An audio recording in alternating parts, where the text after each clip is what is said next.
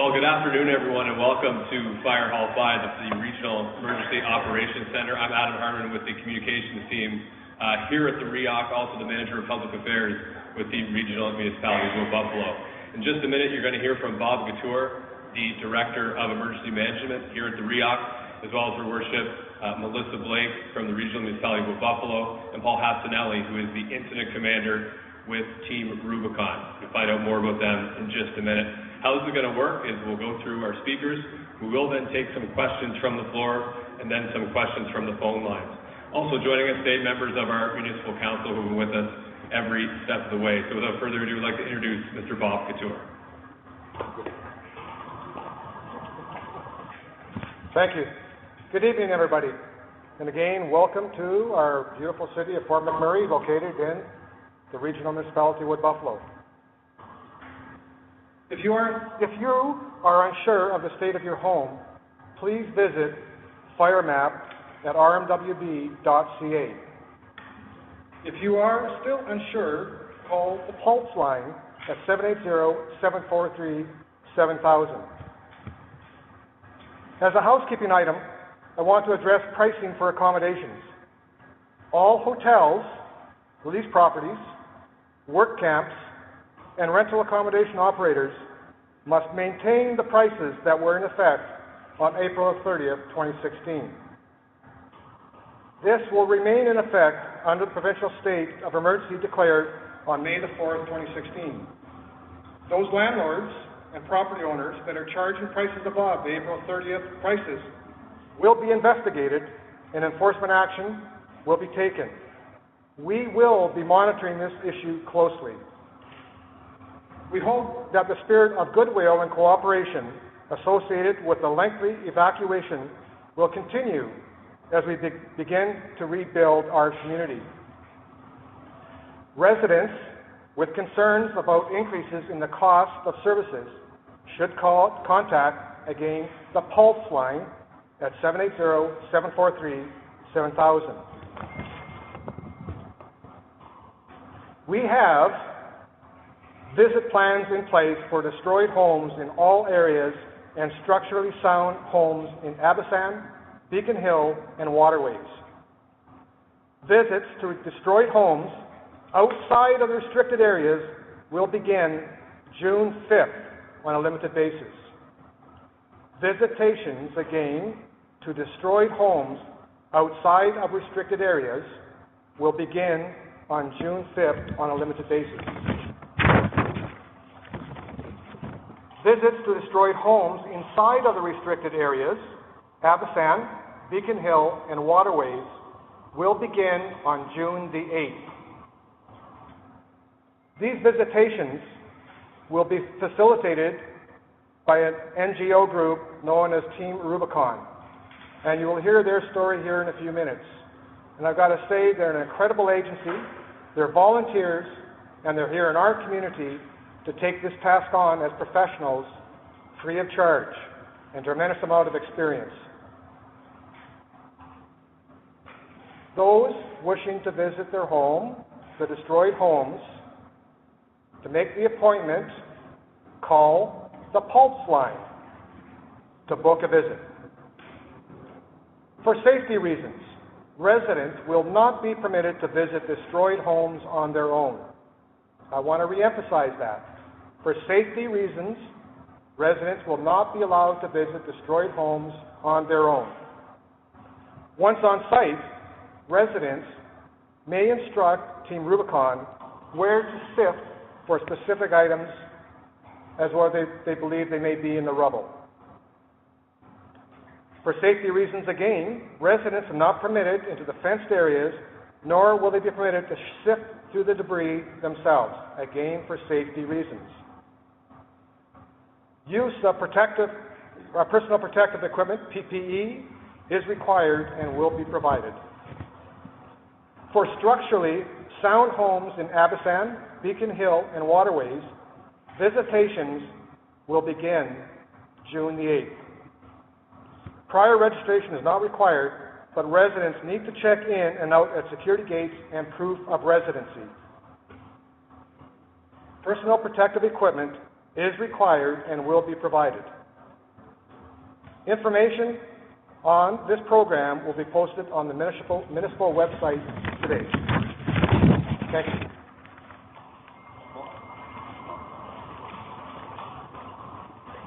Well, thank you and good afternoon. I am delighted to be here yet again after sleeping a night in my very own bed, wearing the clothes right out of my closet without having washed them first and nobody running in fear. This is good. It's a great sign for what our community and our citizens are able to expect when they come home. The first thing I want to say about home is the council members who have joined me here today and those who couldn't are delighted to be on this path moving forward. When you enter the community of Fort McMurray, there is that traditional welcome sign with a minor adjustment, and the sign says, "Welcome," instead of to Fort McMurray, it says, "Welcome home, Fort McMurray." And despite the dramatic differences that our citizens will experience, home is not the structure that you live in. Home is what your community is, and this community is phenomenal.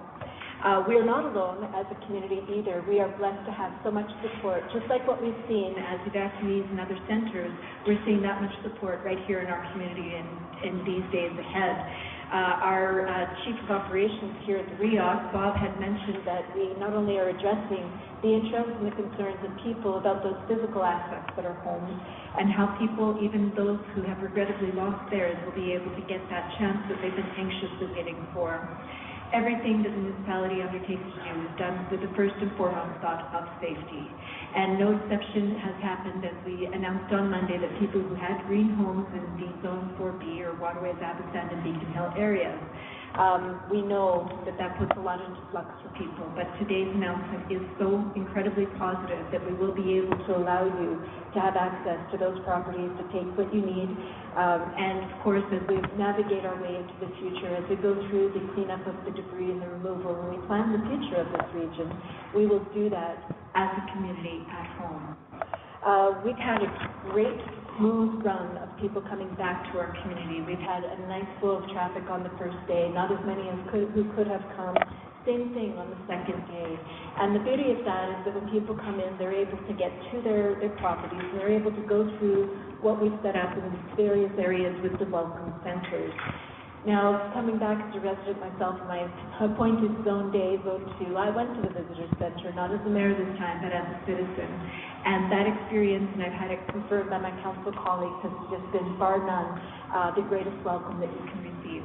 Well, right up there with the firefighters on the King Street overpass giving a big wave and shout out. It is just such a blessing, I think, to have had the tragedy that fell upon us uplifted by the incredible support that we've seen in so very many places. And we know that the road ahead will be long and will be arduous, but I need you to know you're not going to be alone in whatever path we end up taking. Even to the point that when you're here now, if you have a need, such as a mayor with a broken wing, I couldn't lift a garbage bag too high, random strangers who are also dumping the contents of their fridge are there, and they put you in the back of the truck so you can reach the top of the bin, and if you can't lift it yourself, they'll even lift it for you. And these are the kind of people that make up Fort McMurray and make up Wood Buffalo.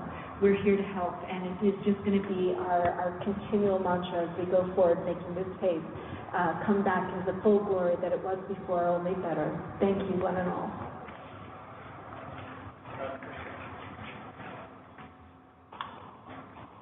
Good afternoon, everybody. Thank you for joining us. I'd like to take a moment to thank the province of Alberta for their invitation to come and help those affected by this disaster here. This is our first time as an organization with Team Rubicon in Canada. My name is Bob Obernier. I'm the incident management team member from Team Rubicon USA, and we've been designated or tasked as the lead for the property viewing teams. A brief history of Team Rubicon. We are a nonprofit organization that provides disaster relief.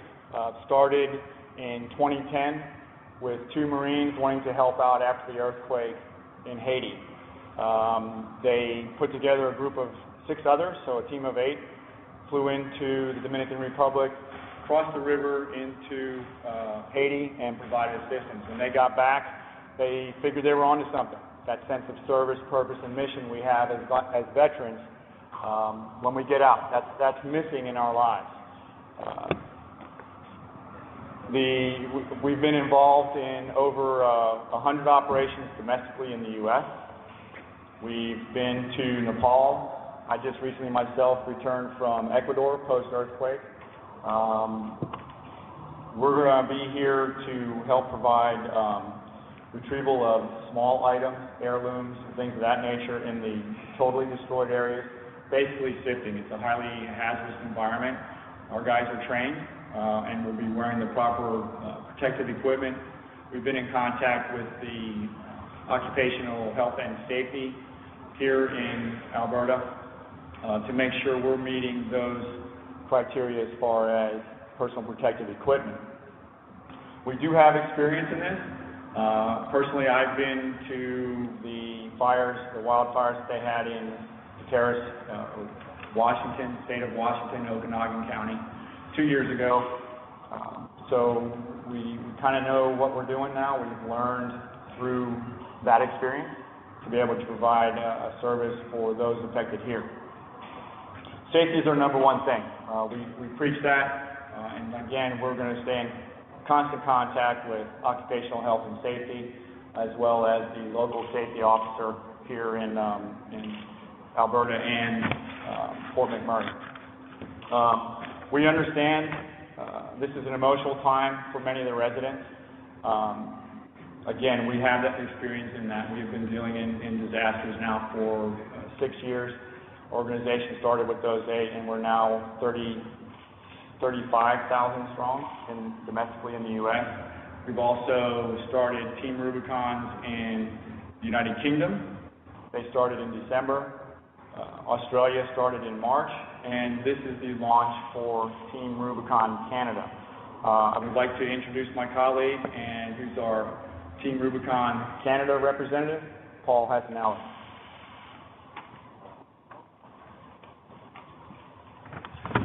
Good afternoon, everyone. Thanks for joining us today. I'm Paul Hassanelli from Team Rubicon Canada, and we're happy to be able to be the coordinating NGO service for the property viewing team. So Team Rubicon Canada, in conjunction with our partners from the United States, are conducting this joint operation on behalf of the Municipality of Wood Buffalo to help residents that are affected with homes that have been burned to be able to go and visit those properties and direct our teams to be able to retrieve their valuables and heirlooms that might be in the site while using the proper level of personal protective equipment and being able to do that safely on behalf of the residents. So we're very pleased to have the opportunity to come here and coordinate with the other professionals that are responding to this scene, and to be working with our partners in the other NGOs that are also working in the regional municipality of Wood Buffalo. So Team Rubicon Canada, this is our first mission that we're deploying on, and we're very happy to be here with our U.S. partners. And we're just getting started as Team Rubicon Canada, and I think this is the very best opportunity that we could have to come and provide the level of expertise and service that this organization can provide to the residents free of charge, so that way we can help people get back to a sense of normalcy and get them going again when in the process of rebuilding their lives. So we're focusing on health and safety, both for ourselves and for the residents that we take with us to visit their property. We will be providing personal protective equipment for them, as well as properly employing protective equipment for our teams and following proper decontamination procedures for any of the things that we retrieve and for our equipment as well. We understand that this is going to be an emotional process both for the residents and for our teams that are going there to help with them.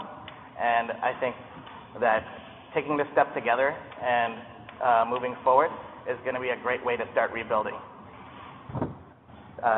Thank you very much.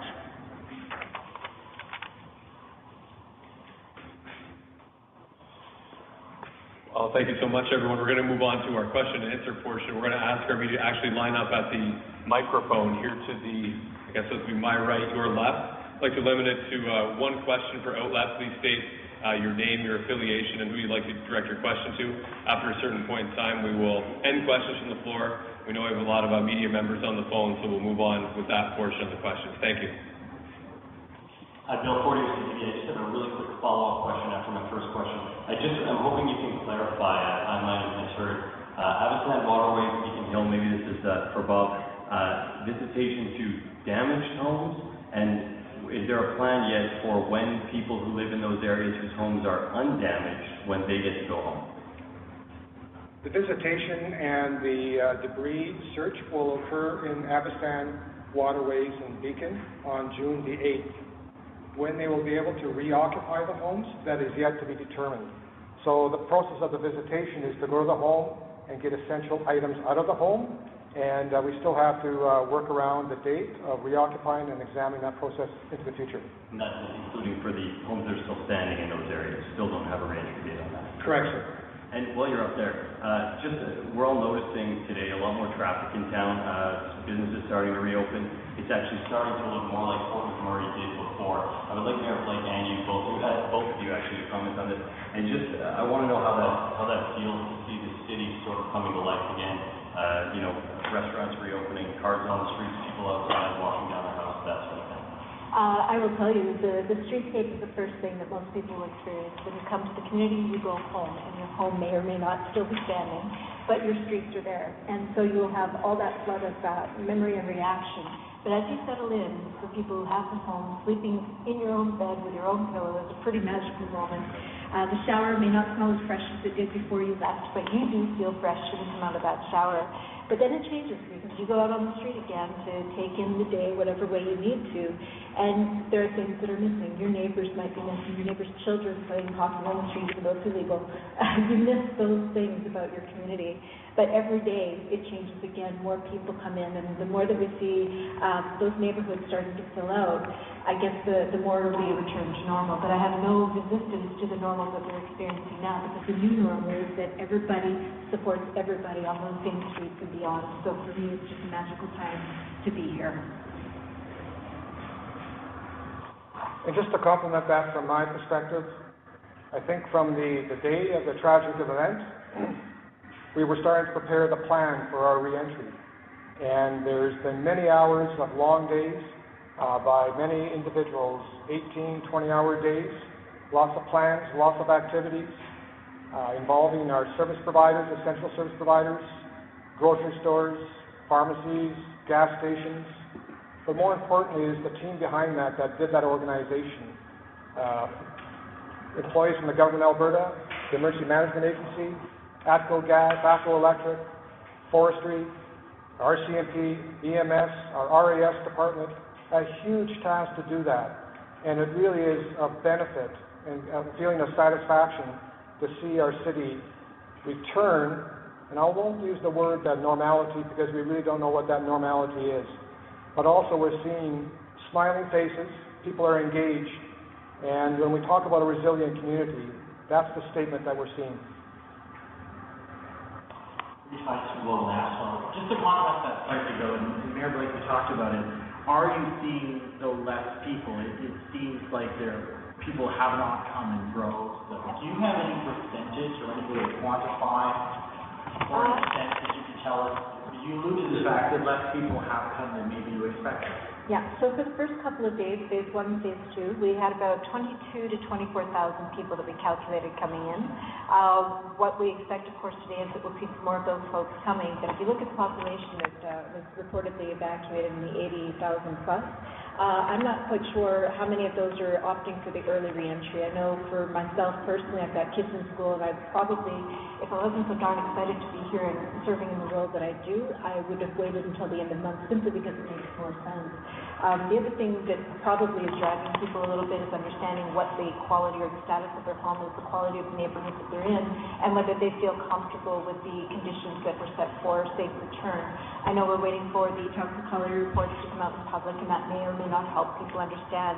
But I think the only perspective I can offer is that once you come, you really don't want to leave again because it's just that much of your life that you're missing. Just to clarify that, so 24,000 total over the first 2 days? First 2 days, yep. And eligible, that would have been how many, do you know? We said about 15 for downtown and 20 some, what did we say for? Anybody know? 20 some odd for the second day. So we're off by a bit. but not as dramatic as we thought. When we were looking at the first day, it was much lower intake. By the time those people started talking about their experience, I think it encouraged more people to come back sooner just to see it. For Team Rubicon? I guess I'll get both of you guys. My name's Rosanna, I'm from the Edmonton Journal. I'm just wondering, I think a lot of residents will be wondering, if we wore the protective equipment, why can't we go in and look for our stuff ourselves? Great question. There's a high level of training in that and requirements through occupational health and safety. There's certifications that are required, and we can't do that on the fly with residents themselves. There is a lot of hazardous materials still in that we haven't identified yet because we're still obviously waiting for the report. Our hope is that the expectation we can set for the residents is we're well trained, we've done this before, and we're going to find things, we're going to look for some of those small things, those small heirlooms that you may have lost rings. I can tell you a story of in Washington 2 years ago. It was a World War II veteran, and we found his dog tags from World War II. Those are the kinds of things that we're going to see end up happening. Compared to the other disasters that you've worked on, how does this one compare? What kind of challenges do you encounter when you do start going into those targeted areas? Another great question. Every disaster is different, and they all have their own challenges unique to that disaster. This is my 21st operation in 3 years. So, like I said, it's very unique to each individual disaster. Chris Van Rico, Mix 103.7 and 100.5. My question for Bob there. Bob, when you're talking about the visiting plans here, will the people whose homes were destroyed, will they be able to go into the neighborhoods to view their homes from a safe distance while Rubicon sifts through further stuff? That's correct. That's the behind the fence sort of aspect.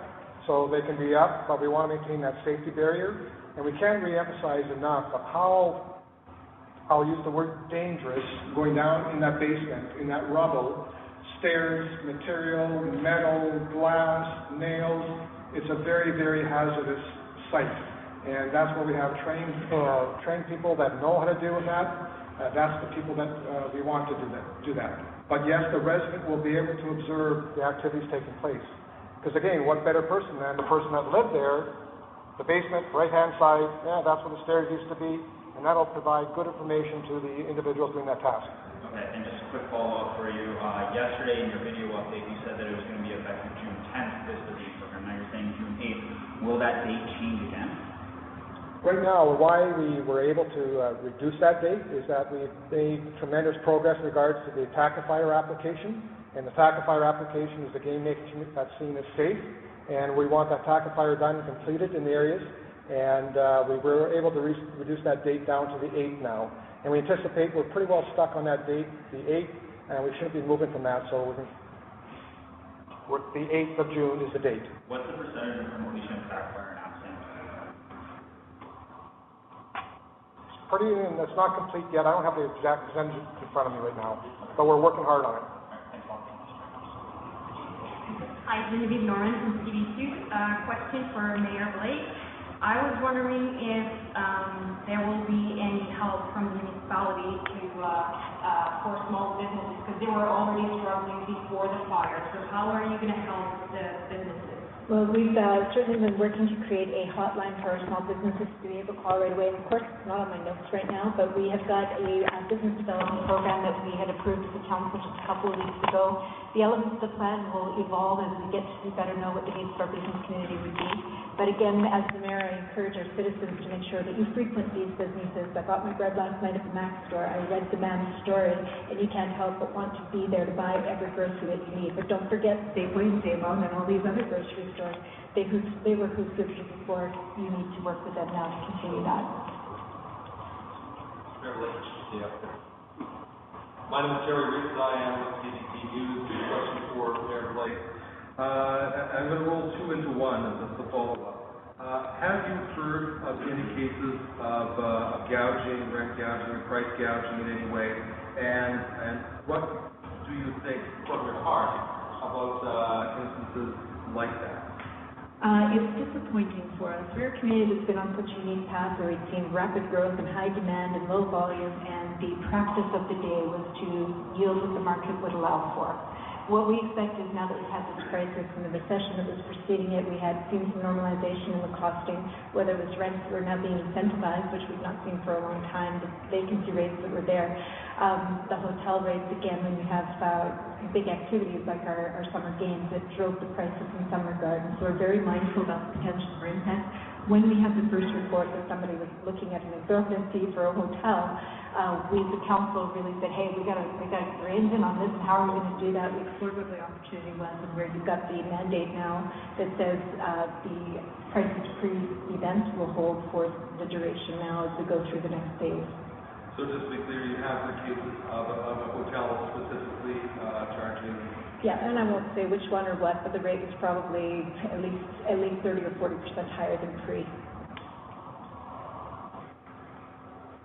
Hi, Josie from Hazard. I just want a clarification. Which residents will need to get book an appointment to their homes, and who can just present themselves at the gate for an attack? To book the process of sifting through the debris, you have to book that appointment through Pulse. That won't occur until June the 8th for Abassan, Beacon Hill, waterways, and it will take place for June the 5th for other areas. The visitation to the green homes in Abassan and Beacon Hill and that, there's no appointment necessary, it's just the security checkpoint. Christine from Leamington. My question is for you, Mayor Blake. Will we see all three neighborhoods, Waterway, Beacon Hill, and Abassan, rebuilt to the extent they are today? That's one of the questions certainly that we've got a lot of people who've had tremendous loss in the area, and members of council are again contemplating what that future could look like. Doesn't matter who thinks what, really the relationship with the individual and their insurance is going to have some influence over that. So I know as a community, when we think about what is it that we're going to do in the next steps and how do we get to those next steps, engagement in the community will be imperative in determining what potential uses in those neighborhoods would be. So there is a chance one of those neighborhoods will not be here 5-10 years from now? It's a tricky situation. I don't really want to presuppose anything, but we've been plagued by flooding like other communities in the region. We've had this exorbitant fee in trying to protect our downtown. So even if you look at what the circumstances are today versus what they were in the past and what they could be in the future, there may be some justified reason of looking at alternative means of accommodating folks in the areas that are prone to disaster. And what areas are those? Again, what's the floodplain? I'm not going to answer your question. You can figure it out. Thank you. Doug Roxburgh, Shot TV. I guess it's for Bob. You talked about residents returning to their homes and booking appointments through Pulse. What about residents that had to abandon vehicles in those areas? Can they do the same? Yes, absolutely. The Pulse line, and we're working on that project right now, where we have vehicles that have not been affected by the fire, and we want to remove those vehicles from behind the wire, and through Pulse, we'll line people back up with their vehicles. Okay, that's actually going to be the last question of that portion. We're going to move on. Okay, thanks so much, guys. We're actually going to go to our media partners on the phone, so I'm going to turn it over to our other members here on the staff.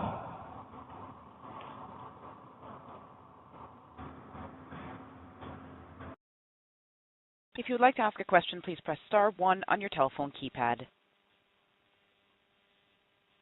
Oh, very good.